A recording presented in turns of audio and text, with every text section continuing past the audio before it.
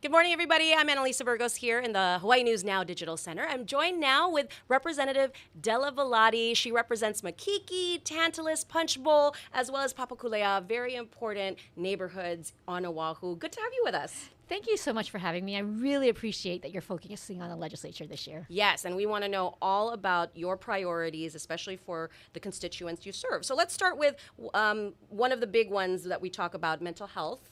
And you are focusing on specifically in the prisons. Yes. So, as chair of public safety, I have responsibility over prisons. We have a mental health crisis in our prisons.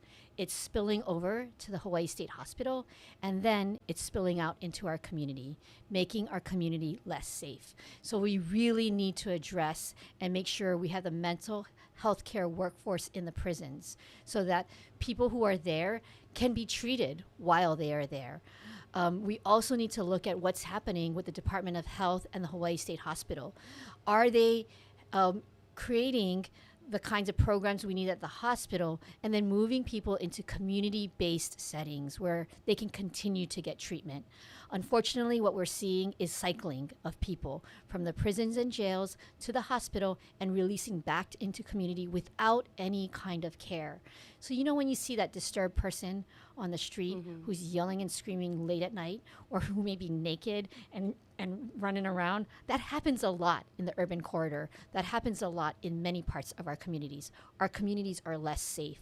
So it starts with the prisons, but it doesn't end there. We have to look at what the Department of Health is doing, and we have to look at community-based resources and programs, and then we have to invest in all of those areas. Okay, so when I hear you talking about this very important issue, I hear money needed. But that's the big challenge this session, right? We don't have enough funding. It is about money being needed, but we also have to invest that money well and prioritize. Now, while we say we don't have money, these are the things that really matter and make the community more safe. So we have to find that money. We have to designate that money for these services, and then we need to follow through.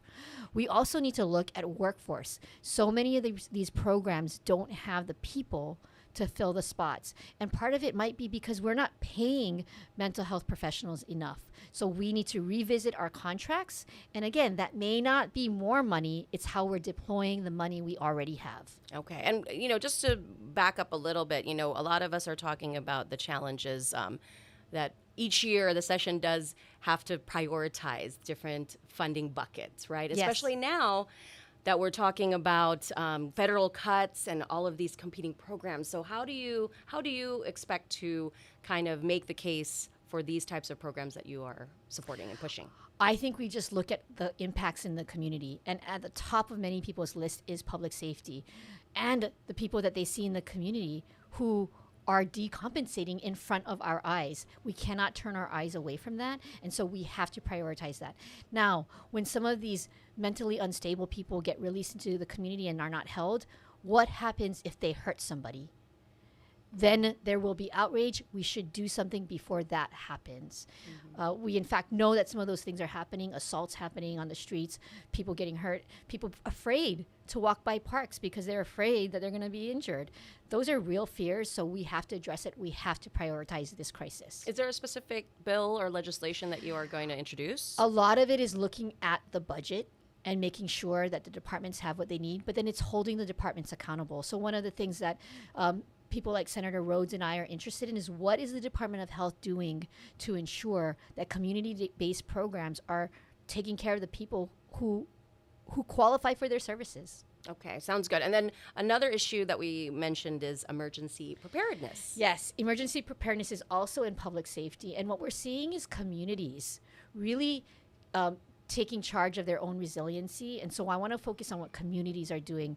There's great work being done in Wahiawa. There's the beginning of work being done by community members in coordination with groups like Haima, our agencies, but I want to focus in on what communities are doing to prepare and how we can continue to support communities. Because in times of emergency, yes, it's what the big organizations do, but sometimes it's also what we're doing on the street. So that's something that I want to focus on this session. Yeah, actually, that's something we talked about a few months ago. The neighborhood boards are really leading this kind of effort, right? Yes. Larry Veray, I think, is one that I spoke to. Yes, and there's Harris Nakamoto in the Makiki neighborhood board. So, you know, we have different kinds of communities. Where I live, it's very highly, densely urban, but in Wahiawa, it's suburban and spread out. So the kinds of considerations for how a community is prepared is different depending on the setting.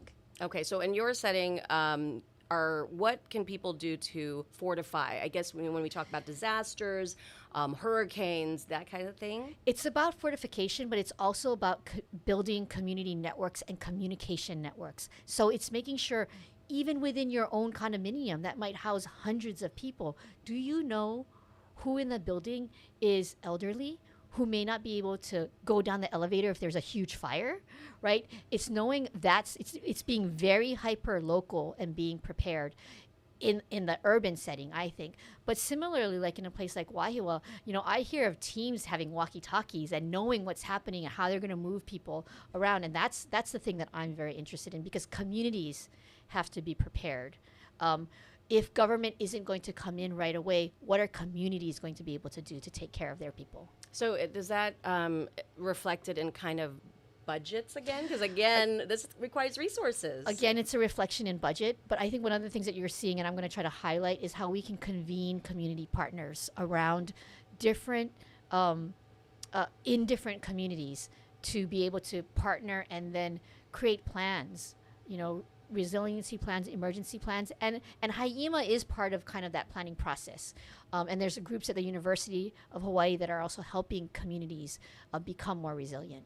And I did want to mention, because it is timely, we recently marked the 8th anniversary of the fake missile alert. Yes. And I think all of the people who've lived through that, there was that dread when they first got that notification, and it alarmed a lot of residents to know that there wasn't a plan in place should something like that happen.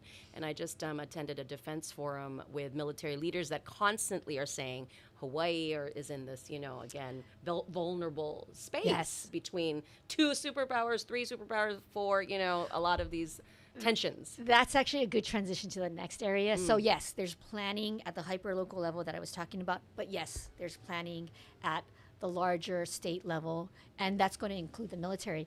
And it's going to include our conversations about military land leases. Yeah, that's the good segue. Me and you are on the same wavelength there. So let's talk about that, because, you know, we've always had this very complicated relationship with the military. What's your stance on it, and where do you see this going? Look, the military land leases are coming up for renewal. We have a timeline. There are proposals coming out of the Office of Hawaiian Affairs. I've been listening and really just listening to what's happened. You know, the whole kerfuffle about us doing something by December 31st. I'm glad that that has been sort of put to rest, because what we have to have is a negotiated settlement. I think the proposals being put forward by Office of Hawaiian Affairs, they're going to have to come before the committees of public safety, because public safety has jurisdiction over military affairs. That same committee also sits with the Committee on Water and Land. So there you go, military, land. Those kinds of bills are going to come before our committees, and I want to make sure that we have the kind of conversations we need to have and ensure that a negotiated settlement goes forward. The terms of the last settlement, $1 year leases, is ridiculous. So there needs to be a deeper conversation about what those land leases look like when they're renegotiated. Is there an ideal sweet spot for you? I know you represent Papakulea, so there's a Native Hawaiian voice there that needs to be considered. I think we really have to look at the needs of the lands that have been harmed and desecrated. There's already conversations, and we have to kind of split, I think, the parcels apart. Like, right, there's a plan that seems to be developing around Makua. We need to make sure that the military meets its obligations and pays for cleanup and does not leave before the cleanup is done. On the other hand, Pohakuloa is a different conversation, and people are very, very concerned about the live fire training, and also very concerned that we need the training space, because it's not just the military that benefits from that training space, it's also our National Guard. And so those are the kinds of things that we have to balance, and those are why we need to have really serious conversations. We need to be listening to one another, but also really considering what our options are. Yeah, the other discussion around military land leases also is the potential of condemnation and where that conversation would go and how we can hold military accountable for a lot of the things that were not delivered. Well, again, I would say that I'm glad that we've walked back from that condemnation conversation. And it really needs to be a conversation about negotiation, because the land leases are they're not imminently due. They're at 2030, 2029, right? We're coming close to the time when it's really important that decisions have to be made, but there's still time for conversation. And so that's what we need to ensure the right parties are having that conversation. And the Office of Hawaiian Affairs has rightfully so said maybe they need to be at the table. Right? And so those are the kinds of things that we need to have a conversation about. Okay. Well, yeah, we'll continue to watch that. And another big issue that we've been talking about is the $35,000 bandit, I guess you guys are calling. We're starting to call it the $35,000 yeah, bandit. Why bandit? I thought that was kind of interesting to take that terminology. Well, because this person has stayed hidden and masked for so long, something's going wrong. If it connotes like the person got away with it, though. Exactly. So are we saying that this person got away with it? Well, they may get away with it because we don't understand the circumstances around it. And because the clock is running on the statute of limitations for either a bribery charge or a campaign violation or an ethics violation. That's why I think people are calling it a bandit. Because at some point, if the time and the clock runs out, this person will get away with it. And there's a conversation happening about expanding the statute of limitations. Yes. I think those are very good measures and we should look at them. But the problem is that if this bandit is a current legislator, it puts a cloud over all of our discussions about those bills, because the bandit is going to be able to say whether or not we pass those bills or not. And we don't know who the bandit is. So they could be killing the bill, burying it in other ways that we don't understand, and we don't know. Annalisa, this is going to be my last year as a state representative because I'm looking for another job as in Congress. And so this is my last opening day. I have invested 20 years of my professional career in this institution. I love the institution. The legislature is an important branch of government. And right now, our reputation is being tarnished by the $35,000 bandit being unnamed. So we need to unmask it. The person really should come forward and just identify themselves and be held to account, whatever that account is. Now, I don't think that's likely, though. Let's be honest. I don't think anyone's going to say, "Hey, everybody, that was me. I took the $35,000 of cash." They've got it around. Yeah, they've got away with it from now. But look, everybody is now saying it's not them. And so the public... no one knows who it is, yeah. Right? The petition. So the public has a right to know. And what I would say and what's getting lost in the conversation is that the legislative branch has its own specific responsibilities, authorities, powers. Separate and apart from what the governor and the attorney general say, we have investigative powers to be able to ask simple questions like Mr. Silvert has said. And we can do it without interfering in the federal investigation. And again, Annalisa, I love this institution.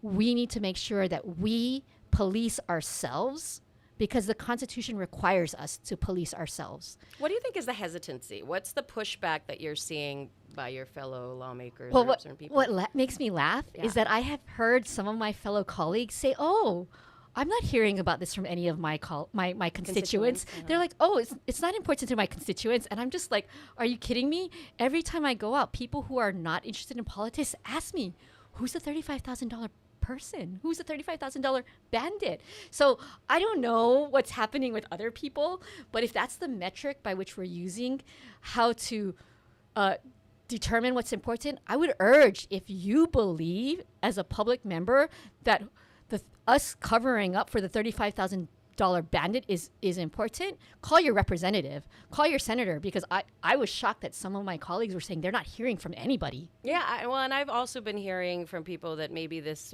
might be not fruitless, but kind of a moot point because there is the investigation DOJ and AG are doing already. And what power does the legislature really have as far as accountability or consequences or Sure. something like that. Sure. So why not waste the time, but because you have so many priorities this session, why even kind of exert that? Yeah, so I actually think this is a critical thing that we need to do because people are so distrustful of government. And, when this person hopefully is unmasked, if we find out it is someone of high level and has been killing all these bills all these years, that's not a good look. And then I think the persons who are saying we don't have authority, look, I've been in the legislature for 20 years. We have the authority. We have the ability to conduct investigations.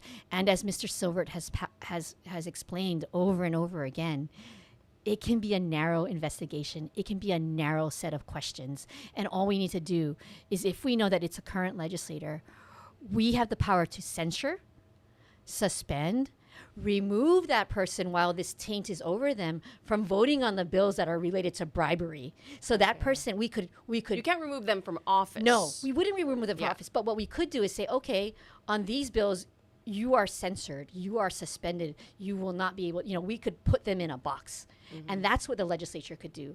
And I think that's a really important way that we can show and demonstrate to the community that, one, we can police ourselves, still allow the federal investigation to go forward, but we can police ourselves and we can act with integrity. If we don't do some of these limited things, the taint on the House and the taint on the Senate will exist. Well, that's a good point. I mean, when you're talking to a lot of the lawmakers who are new, right? There's 2/3, I believe, at least in the House, are new and haven't been there even during this period that we're talking about.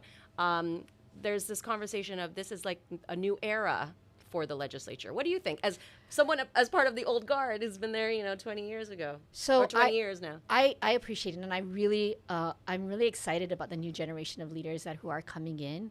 But I think if they don't address this, then they lose the authority to say that they are a new generation of leaders who are going to act with transparency and accountability. If the newer legislators fail to act as well, then they are complicit with allowing a system to go along. And what they're doing is essentially going along to get along. Look, nobody knows who it is. So we're just asking some very simple questions so that we can ensure that the process of the decision-making of this legislative body, the 2026 legislature, can be viewed as one that's honest, that we've rooted out a person who is dishonest, and at least on those bills that might actually affect this person's interest. This person, he or she, is not allowed to have influence on those bills. Because imagine if you're the bandit and you can vote to kill a bill that extends the statute of limitations. That's obscene. Yeah. Well, obviously, assuming that person is still in office or, so that's still the working. That's the important question. Is this bandit a current legislator? Because otherwise, if they've either retired or moved on to a different role somewhere else, then that's the big question. And right? then that's for maybe the executive to investigate. Because you know what? If they retired and maybe they're now a state agency department chair, or they're in the executive branch, then that's for Governor Josh Green to clean his own house, his own branch of government. All right. Well, this is, again, the big story. I feel like everyone's talking about it, in addition to, the finance issues that you guys have to deal with this session. So thank you, Representative Belatti, joining us. And good luck with the race. I know it's election year for a lot of folks, and then you are also embarking on your new adventure. So we'll be following that closely as well. Thank you. And I'm happy to join you anytime, Annalisa. Okay. The next time we'll have coffee. Yes. All right. And again, Representative Della Belatti with us today, and we are going to end it there. I'm Annalisa Burgos with Hawaii News Now. We'll see you next time.